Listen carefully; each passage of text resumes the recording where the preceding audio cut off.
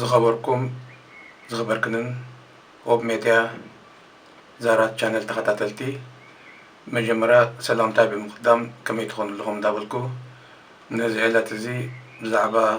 ጥዕናና ትብል ቴማ ሒዘ ቀሪበ ኣለኹ። ቅድሚ ናፍታ ቀንዲ ኣርእስቲ ምእታወይ ግን ንእሽተይ ሕፅር ዝበለ ንምንታይ እዛ ቀፃሊ ንኸቕርባ መዲበ ዘለኹ ጥዕናና ትብል ኣብ ጥዕና ዝተመርኮሰ ንመጀመርያ ዘበገሰና ሓሳባት መእተው ክገልጽ እየ። ከምቲ ኣብ ዝሓለፈ ግዜ ገሊጽ እየ ዝነበርኩ ቅድሚ ሕጂ ኣብ ሰማንያታት ማለት ናይ ምጅማር ሰማንያታት ኣብ ህዝባዊ ሓይልታት ሓርነት ኤርትራ ወይ ህዝባዊ ግንባር ሓርነት ኤርትራ ኣብ ክፍሊ ሕክምና ክፍሊ ምርምርን መጽናዕትን በብግዚኡ እናተሓትመት ትወፅእ ጮራ ጥዕና እትበሃል መጽሔት ነይራ። እዚኣ ድማ ንተጋደልትን ንህዝብን ኣብ ብዛዕባ ኩነታት ጥዕንኦም ዘለዎም ፍልጠት ክብ ንኽተብል ዓብዪ ተራ ዝተፃወተት መጽሔት ነይራ። ካብ ሓሚምካ ሕክምና ተኸላኺልካ ጥዕና ዝብል ካብዚ ዝብገስ ድማነ ኣብቲ እዋንቲ እቲ ናታ ዝነበረ ኣርእስቲ ከም ንኣብነት ክጠቕሶ ዝኽእል ኣብ ገጠራት ከመይ ገይሮም ዓይኒ ምድሪ ክኹዕቱን ክሰርሑን ዘለዉ እተቕርብ ካሊእ እውን ብዛዕባ ናይ ዝተፈላለየ ተዛጋቢ ሕማማት ዓሶ ውፅኣት ከተሓላልፉ ዝኽእሉ ነገራት እንዳሓዘት ኣርእስቲ ተቕርብ ነይራ። ብጣዕሚ ከዓ ልዑል ዝኾነ ክብ ዝበለ ተራ ነይርዋ እዩ ኣብ ተጋደልቲ ይኹን ኣብ ህዝቢ። ሕጂ ድማ ኣነ ነዛ ጥዕናና ትብል ኣርእስቲ በብእዋኑ ዝተፈላለየ ቴማ ሒዘ ክቐርብ እየ እምበር ቀፂለ እውን ኣብቲ ዝሓለፈ እዋን ብዛዕባ ካንሰር ኣብ መጀመርኡ ምስ ዝርከብ ናይ ምሕዋይ ዕድሉ ከፊሕ እዩ ዝብል ኣቕሪብያ ዝነበርኩ ብዛዕባ ናተይ ተመክሮ ንእሽተይ መእረምታ ክገብር እየ። እታ መእረምታ ድማ ናይ ገዛ ሓኪም ኢለ ደጋጊመ ዝዛረብ ነይረ እሞ እታ ናይ ገዛ ሓኪም ትብል ካብ ቋንቋ ጀርመን ብቐጥታ ዝተተርጎመት ሃውስ ኣርትስ ትብል ስለነበረት ሕጂ ናይ ቤተሰብ ሓኪም ብዝብል መእረምታ ገይረላ ኣለኹ እምበር ካብዚ ቀፂለ ናፍቲ ቀንዲ ሎሚ ሒዘ ቀሪበ ዘለኹ ኣርእስቲ ንኽኣቱ ፀቕጢ ደምን ብዝሒ ደምን መብዛሕትኡ ግዜ ኣብ ሕብረተሰብና ነዚ ናይ ልዑል ፀቕጢ ደም ብዝሒ ደም ኢልና እናፅውዖ። ስለዚ ብዝሒ ደም ክንብል ከለና ከማ ናፍቲ ትርጉም ነቲ ናይ ብዝሒ ደም ክንህቦ ከለና እቲ ዓቐን ናይቲ ደም ፈሳሲ ከም ዝበዝሐ ጌርና ኢና ንወስዶ። ምፍላጥ ንኣሽቱ ኣብ ዝነበርናሉ እዋን ይዝከረኒ ደሙ ረሲሑ ኣሎ ወይ ደም በዚሕዎ ኣሎ እንዳተባሃለ ብማሕጎማ ካብ ሕቖም ላማ እንዳጨደዱ ደም የውፅሎም እሞ ረስሓ ደም ወፅዩ እንዳተባሃለ ባህላዊ ዝኾነ ትኽክለኛ ዘይኮነ ኣብ ልዕሊ ደም ካብቲ ደም ካብ ሰውነትካ ተወፅእ ከለኻ ናይ ደም ዋሕዲ ኢኻ ናብ ደም ዋሕዲ ኢኻ ትኸይድ ዘለኻ እምበር ንጥዕና ዝሕሉ ነገራት ትገብር ኣለኻን። ከምኡ ኣብ ናተይ ቤተሰብ ዝኾኑ ሓወቦታተይ ይዝከረኒ ዋላ ከብደይ ረሲዑ እንዳተባሃለ እውን እዚ ጨው እንግሊዝ ከብድኻ ንኽተፅሪ ትኽክለኛ ዝኾነ ሓኪም ወይ በዓል ሞያ ዘያዝዘልካ ኣገባብ ናይ ዝውሰድ መድሃኒታት ነይሩ። ሕጂ ካብዚ ተበጊሰ እቲ ኣብ መንጎ ብዝሒ ደምን ልዑል ፀቕጢ ደምን ዝብል ፍልልየ ሎሚ ከቕርብ። ልዑል ፀቕጢ ደም ማለት እቲ ኣብ ሰውነትና ዘሎ ደም ኣብ ዝገብሮ ዑደት ማለት እዩ። ብመንገዲ ኣርተርን ቬይን ኣቢሉ ብመንገዲ ልቢ ኣብ መላእ ሰውነትና ንሰውነትና ዘድሊ መኣዛታትን ከምኡ ድማ እቲ ኣብ ሰውነትና ዝነበረ ናይ ዝተቓፀለ ካርቦን ዳይኦክሳይድ ንደገ ብምውፃእ ኦክሲጅን እውን ተሰኪሙ ናብ ሰውነትና ናብ ሙሉእ ኣካላትና ዘብፅሕ መስርሕ ዘካይድ እዩ። እዚ መስርሕ እዚ ዑደት ዙረት ማለት እዩ ሰውነትና። ሕጂ እቲ ልዑል ፀቕጢ ደም ክንብል ከለና እዚ ኣብ መንጎ እዚ ዘሎ መስርሕ ግቡእ ከምቲ ዝግብኦ ምዘይከይድ እዩ እቲ ልዑል ፀቕጢ ደም ንብሎ። ስለዚ ምስቲ ደም ብዝሒ ዝበሃል ብሂል ኣባህላ ትርጉም የብሉን ማለት ሓደ ኣይኮነን። እቲ ዓቐን ዘይኮነ ዝበርስ ዘሎ እቲ ካብ ብመንገዲ ቬይንን ኣርተርን ኣቢሉ ካብ ልቢ እንዳተጨንጉዐ ናብ መላእ ሰውነትና ዝገብሮ ዑደት ንሱ ምልዋጥ ክገብር ከሎ ማለት እዩ። ስለዚ እቲ ናይ ሓደ ወዲ ሰብ ንቡር ዝበሃል ካብ ሰብ ናብ ሰብ እኳ ይፈላለ እንተኾነ እቲ ላዕለዋይ ሲስቶሊክ ዝበሃል ካብ ወይ ካብ 100 ክሳብ 130 እቲ ታሕተዋይ ድማ ዲያስቶሊክ ዝበሃል ካብ 60 ክሳብ 80 ክኾን ከሎ ካብ ሰብ ናብ ሰብ ይፈላለ እዚ እቲ ንቡር ዝኾነ ኣብ ደቂ ሰባት ክህሉ ዝግብኦ ናይ ዑደት ናይ ደም እዩ ሓደ ሓደ እዋን ብዝተፈላለየ ምክንያት እቲ ናይ ፀቕጢ ደም እቲ ዑደት ናይ ደም ኣብ ሰውነትና ምዝሰናኸል ብዝተፈላለየ ምክንያት ሕማም ጠንቁ እዚ እዩ ተባሂሉ ዝግለጽ ወይ ተወርሳዊ ክኾን ይኽእል ምስቲ ንሕና ናይ መነባብሮ ኩነታት ማለት ኣመጋግባ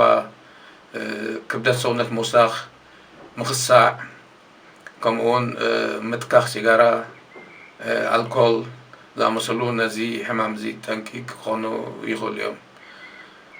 እሞ እዚ ሕማም እዚ ኣብ ዝኽሰት እቲ ክግበር ዘለዎ ናብ በዓል ሞያ ሓኪም ብምኻድ እቲ እሱ ዝበካ ምኽርን ሕክምናን ምክትታል ማለት እዩ ሓደ እቲ መድሃኒት ሓኪም ዝዘልካ ምውሳድ ቀፂሉ እቲ ናትካ ናይ ኣነባብራ ኩነታት ማለት እቲ ኣመጋግባኻ ንጥዕና ክውሕዝ ዝኽእል ምግብታት መኣዛታት ምምጋብ ተትክኽ እንተደኣ ኮንካ ሽጋራ ምትካኽ ምቁራፅ ኣልኮል እውን ምውጋድ እዚ እንዳወሰድካ እቲ መድሃኒቱ እንዳወሰድካ ነቲ ዘሎ ሓደጋ ከውፅእ እንተደኣ ዘይተፈዊሱ እዚ ሕማም እዚ ካሊእ ብዙሕ ሳዕቤናት ከምፅእ ይኽእል እዩ ከም ስትሮክ ወቕዒ ማለት እዩ ከምኡውን ናይ ልቢ ድኻም heart failure ናይ ኩሊት ሕማም ካሊእ ብዙሕ ጠንቅታት ከምፅእ ስለ ዝኽእል እዚ ድማ መብዛሕትኡ ግዜ እቲ ምልክታት ዳርጋ ብዙሕ ግዜ ሰብ ከይተፈለጦ ንኻሊእ ሕማም ክሕከም ኢሉ ምስ ከደ እሞ እቲ ሓኪም ኣብ ዝገብሮ ምርመራ እዩ መብዛሕትኡ ዝፍለጥ ንኣብነት ኣነ ሕጂ ንነዊሕ ግዜ ብልዑል ፀቕጢ ደም ኣለኒ እሞ ከዓ ኣብ ሕክምና ክኸይድ ከለኹ ነዚ ሕማም ልዕል ፀቕጢ ደም ኣለኒ ኢለ ዘይኮንኩስ ኣብ እግረይ ሕበት ነይሩ ነቲ ሕበት ክሕከም ምስ ከድኩ በቲ ዝተገብረለይ መርመራ ካብቲ ናይቲ ሕበት ዘይኮነስ እቲ ቀንዲ ኣገዳሲ ዝነበረ ነቲ ናይ ልዑል ፀቕጢ ደም ናብ ምፍዋስ እቶም ሓካይም ስጉምቲ ወሲዶም እሞ እዚ እቲ ኣገዳሲ ንኣጋጣሚ ንኻሊእ ሕማም ክትከይድ ከለኻ እዩ እምበር እቲ ምልክታቱ ብዙሕ እዚ ኢልካ ክትዛረበሉ ትኽእል ኣይኮነን ማለት ሓደ ሓደ ግዜ ምናልባት ብርእስኻ ክሕመካ ክእል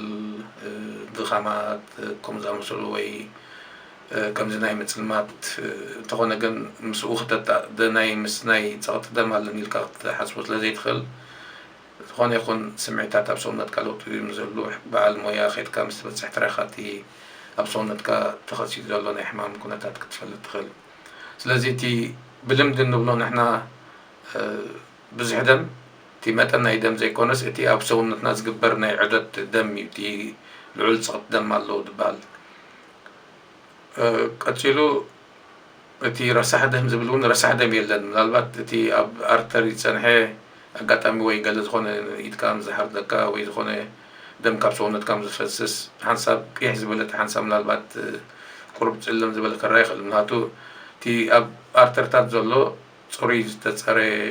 ኦክሲጅን ዝሓዘ ደም ኣብ ሰውነትና ዑደት ክገብር ከሎ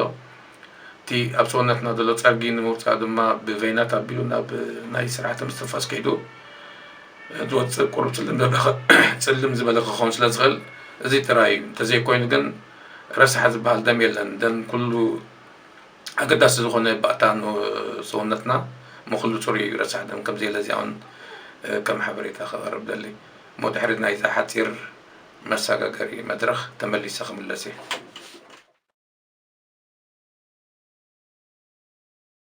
ተመሊሰ መፅእ ኣለኹ እምበር ናብቲ ኣርስቲ ተመሊሰ ሓደ ሓደ ሓበሬታ ክህብ ማለት እዩ እቲ ሓበሬታኻ እንታይ እዩ ኣብቲ ዝሓለፈ ቅድም ቅድሚ ነዊሕ ዓመታት ሓደ ሰብ ልዑል ፀቕጢ ደም ወይ ናቱ ፀቕጢ ደም ንኽልክዕ እቲ መሳርሒ بعض خبرو الخونتات تاي نبرن مجاي نبرن مناتو تي مسارحي في كما مانومتر زبهال معلق عيناي أبيت كاز السر كم دما أنارويد مانومتر زبهال مسؤولتي كسايز جلس ستيتوسكوب زبهالن إذا سلستي يخويني سلازي أبزنخا جركاتي ستيتوسكوب تهرمت ناي سب كجمر كله ناي لعزل عليه سيستوليك مالتيو تحتو عندما دياستوليك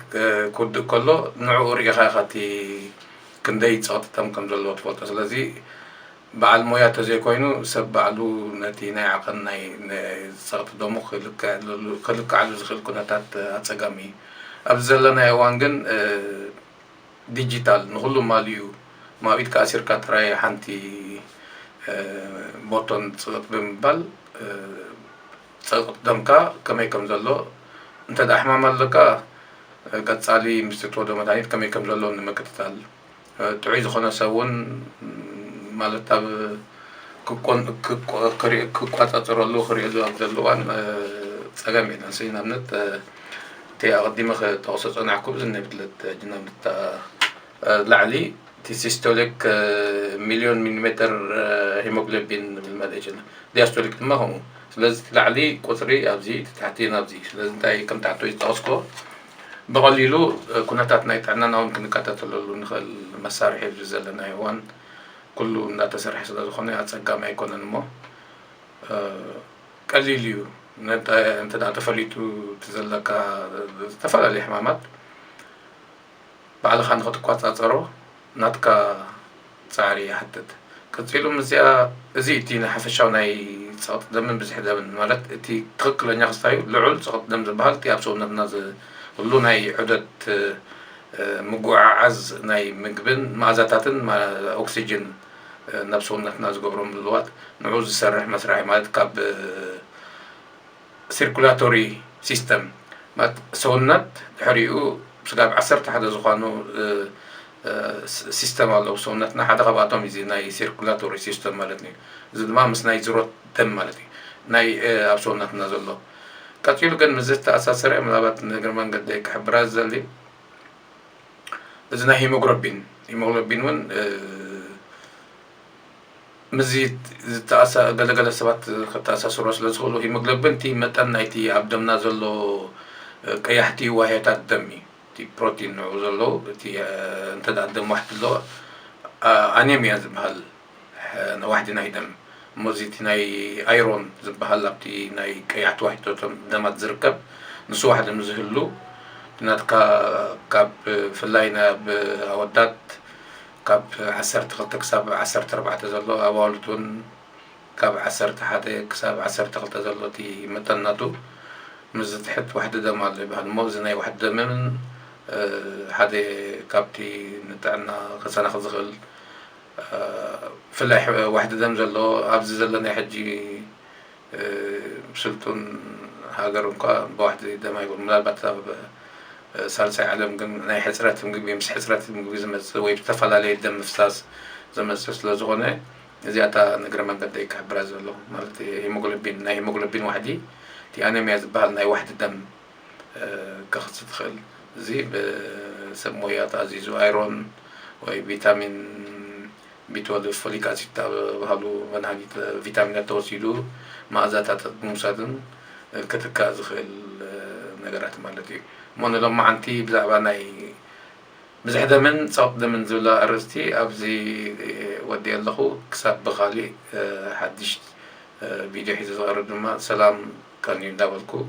تشاو فانوكم دعم كان